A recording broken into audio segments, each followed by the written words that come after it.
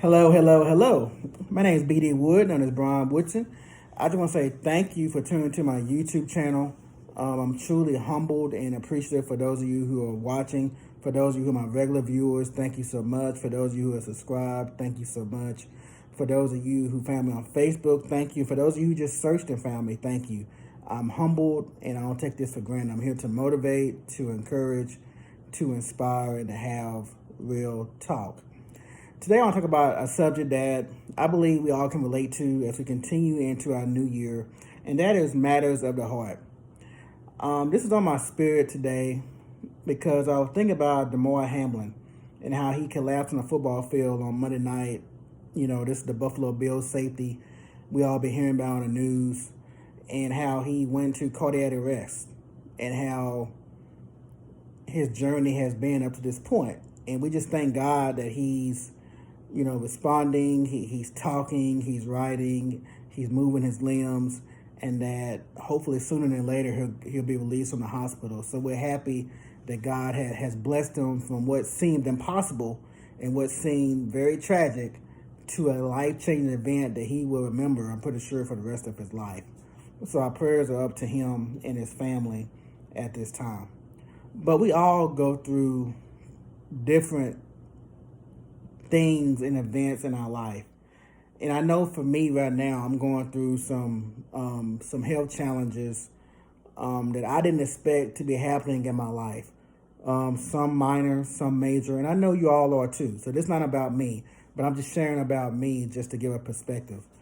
And so I thought about matters of the heart because, like I said about Damar Hamlin and how he went into cardiac arrest, and how he collapsed. I believe that for those of us who are believers, and even for those of us overall, this should be a wake up call for all of us.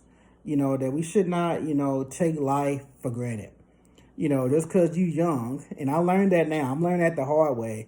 Being 41, I still consider myself as somewhat young, but God had to humble me these past couple of years to realize that you're not invincible. That life happens, that health challenges are going to happen to you, and that you can't continue to eat what you want to eat, do what you want to do, and just treat your body like it's just crap and garbage, and garbage go in and garbage go out, and garbage remains, which can make an impact on your body. So God is humbling me as I go through these different health challenges, some because of self-inflicted things I've done, and some just life that I cannot control and have no control over. What about you? If you look at your life and look at your health and your overall well-being and life circumstances, a lot of things are self-inflicted because of things that we do. And as a result, we suffer through consequences or repercussions or whatever the case may be. But then there are also some things that we do that, or that happens that's beyond our control. It's just life, right? So when I say, matters of the heart, my encouragement to you this year, and I know not everybody believes this, but this is Brian's belief, is that, we need to take care of our temples. I have a good friend of mine that always reminds me, Brian, you need to take care of your temple, because we only have one body to live. We got one life to live. We're given this physical, fleshly body at this time. And even though we're going to go to the other side and get our new bodies that's going to last forever and ever, Lord willing, but right now, we need to take care of our temples. And when I say take care of our temples, I mean like not only externally, but internally. What you put in is what's going to stay in, making better decisions with the foods that we eat. I know for me, this is a work in progress. Don't even get me started. I love to eat what I eat. But, it's a wake-up call for me as I go through some of these health challenges. I didn't plan for some of these things to happen, but as I go through these things, I'm realizing I got to eat better. I got to do better. I got to continue to exercise, to be heart healthy, and to do these things on a consistent basis. But not only that, but also get your house in order, meaning that, go to routine medical checkups, whether it's your yearly physical, whether it's quarterly doctor's appointments, seeing certain specialists, seeing different, doctors and different things like that to make sure that your body is in order, to make sure that you're in the best health that you can be. Some things we can control and some things we can't. Also for me, I believe in personal counseling. For me in the next month or so, I plan on doing some personal counseling because there are some things I need to let out, to release, to better myself as not only as a Christian man of God, but also as a person, to be the best version of Brian that I can be. I believe in counseling. I know a lot of people, say that, like for men, we have to keep our feelings in, and we have to be this tough macho, and we can't be emotional, and we can't release, and we can't express because it don't make you a man. Let me tell you something. And I'm going to tell you straight up right now. I'm a man. I cry. I'm emotional. I cry during movies. I cry, happy times. I cry during sad times. I cry for other people. I cry because I'm going through. I'm a crier. I'm just being real. You want to call me a crybaby? Then so be it. I don't care. It don't bother me.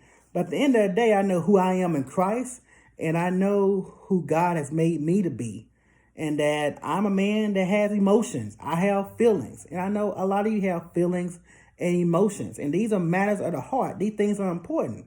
It's a release mechanism, not only for happiness, but also for sadness, and also that I can relate to certain things, and it makes me cry sometimes because maybe I've been through that storm, or maybe I'm going through that situation, or maybe I've overcome it. And so sometimes I cry, happiness, sadness, whatever the case may be.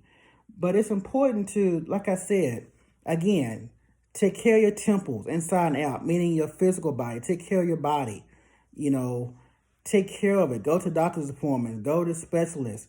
Go to mental counseling. And take care of those things. Whether it's one of your ministers or leaders in the church, or professional counseling, personal counseling, therapists, whatever the case may be. We got to take care of ourselves. These things are a wake up call. And not saying you can do all these things and things still will happen in your life. Absolutely. Because look at this young man, Damar Hamlin, what happened to him? From what we can tell, he was healthy, I think second year and in the league so far. You're doing great things in his community, just an overall good football player. And look what happened. So we know that some things are beyond our control. But I'm just encouraging you, let's take care of our bodies. Let's get wellness checks. Let's take care of ourselves, most importantly, first spiritually to God, mentally, emotionally, physically, and let's be considerate of one another and what everybody else is going through and experiencing. Because even though this is all over the news about this young man, there's some of us here locally, in our families, in our friends, in our church members, in our, at work or whatever the case may be, in our other networks or inner circles or whatever, that are going through things that we tend to overlook because we think, oh, they're young. Oh, they got somebody, they got a spouse or a husband or a wife. Oh, they, preacher's son. Oh, but realize that everybody is going through different things. And although the calendar turned to a new year, like I told a friend this morning, the calendar turned to a new year, we still face the everyday reality of our lives. And although we got these vision boards and things we want to change and things we want to improve and things we want to grow, and we have our scriptures up and all these different things, and all that's important and all that is good and all that we should be striving to do, but we still deal with the reality of our everyday life and what we go through. And that's why I say these are matters of the heart. So I encourage you today to let's be better, let's do better, let's check on each other, let's love on each other, let's keep our temples healthy, let's do our wellness check, let's go to our doctors, get our routine checkup, physicals, let's go to counseling if we need to. Let's get whatever help we need to be the better version of ourselves that we can be this year and moving forward. We all are a work in progress. And I believe these are all matters of the heart that we need to think about and consider. And be a blessing to others. Check up on somebody. There are others who are hurting and going through as well. We tend to be focused on ourselves, and nothing wrong with that. And I believe self-care is important. We need to take care of ourselves overall. But there are others who are hurting around you. And like I said, we going through this, we're kind of through the pandemic somewhat. And that was a wake up call, right? The pandemic was a wake up call.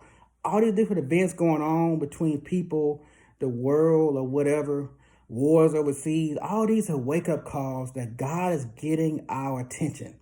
It's bigger than just, oh, it's just a part of life. God is trying to get our attention to live right, to be right, and to live for Him. And not only live for Him, but to take care of ourselves. Because all this at the end of the day is matters of the heart. Think about this. Reflect on this. I pray this has blessed you. I pray this has encouraged you. I pray this has inspired you. And I pray this motivates you. To God be the honor, glory, and praise. My name is B.D. Wood. And until next time, I appreciate you. God bless you. And thanks so much for listening again on today.